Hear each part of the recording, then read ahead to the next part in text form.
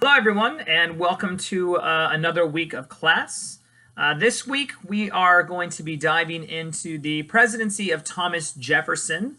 And there's a lot to actually talk about concerning Jefferson's presidency, but we're going to be focusing in on one particular thing, and I'm assuming you're probably somewhat familiar with this, and that would be the Louisiana Purchase of 1803.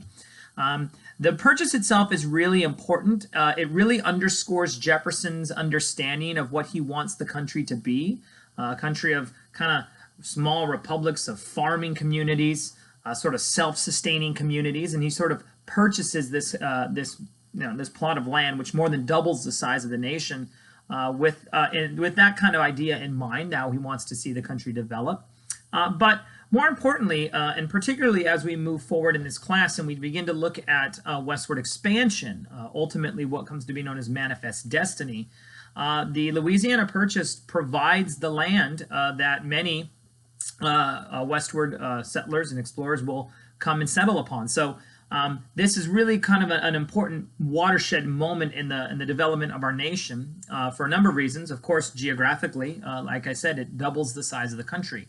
But there are other really important events that take place during Jefferson's administration.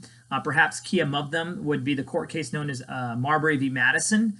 And this is really a significant case because it's from here that the courts get their main job, which what they do is called judicial review, which is the ability to deem an act of Congress as either constitutional or unconstitutional. And there's a number of other things as well, including conflicts with the Barbary Pirates. There's continued issues with the British and the French. In fact, we'll talk a bit about that. And those are important because it leads us to the next topic that we will look at this week, and that's the War of 1812. Once again, the United States will go to war with Great Britain, and once again, we will be victorious. And a general sense of nationalism and a great spirit of Americanism will follow this war and this conflict. And so we're going to be talking about all of this, among other things. But what I want to do today, just real briefly, is to sort of break down for you kind of some of the things that are coming up. And the one thing that's coming up, and I apologize, I'm looking off the screen. I'm actually looking at your syllabi. And we are going to be having your first PowerPoint assignment coming up. And the directions for these are in your syllabus, so you can check those out.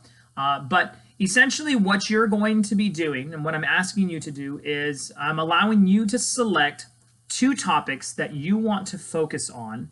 And these topics need to have taken place between the years 1607, which was the settlement of Jamestown, up through 1824. So you can pick pretty much any topic you want during that time period. The only thing I would ask is that you just send me an email, let me know what it is that you're thinking about, and just to get a sense of what everyone's going to be talking about. And the idea is I want you to select 2 topics that you see contributed significantly to the development of the United States as a country. And so here's what the directions read. They read, you are to identify, describe, and explain 2 key events and or issues from the period of history in question. And for this first one, again, that's 1607 to 1824. And assess and analyze how these events or issues specifically contributed to the development of the United States. And you can take a look at political development, cultural development, social development, geographic development. I'm not overly concerned about the way you want to frame this, but you are to just explore and assess these 2 significant events. And again, that's up to you to decide. Now, according to the directions, you are supposed to rely on 4 sources, okay? One of those sources asks that you use one of the lectures. Now, here's a caveat to that. If you decide to look at a topic that I haven't covered in a lecture, then obviously you can't use a lecture as one of your sources. If you select a topic where a lecture does not apply, let me know, and you can replace that with a different source of your choosing, but please let me know what the source is. The other thing that I've asked is that you rely on some kind of a book, a published book. And initially, a few years ago when I devised this, I said no ebooks, because at the time there weren't very good quality books that I had seen that students were employing. I think that's changed a bit. So if you find an ebook that you like, by all means, you can go ahead and use that. But ultimately, you need to rely on 4 sources, and those are identified for you in the syllabus. Okay, there's also some other directions that you'll have there with respects to bibliography and citing sources and all that stuff. So just check that out. And this first assignment is due by March 4th. Okay, and you are to do a voice narrated PowerPoint. Okay, you're not answering this question. You're not addressing the two events in a written assignment necessarily, but rather in a voice narrated PowerPoint. And I will be posting for you a link that will show you how to do that within the next week or so.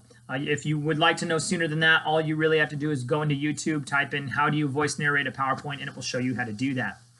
You are free to use other types of formats, but please understand that I am working off of a PC that runs Microsoft Office, and I have had issues in the past being able to open assignments that were created and generated on Apple devices. So just make sure that your assignment will be compatible with a PC, okay? All right, so that gives you a brief breakdown of what's coming up. So I think that's enough for this week. So with that, I will leave you as I always do. Go in peace, be warm and filled. May the force be with you, live long and prosper, and may the odds forever be in your favor. All right, guys, have a blessed week.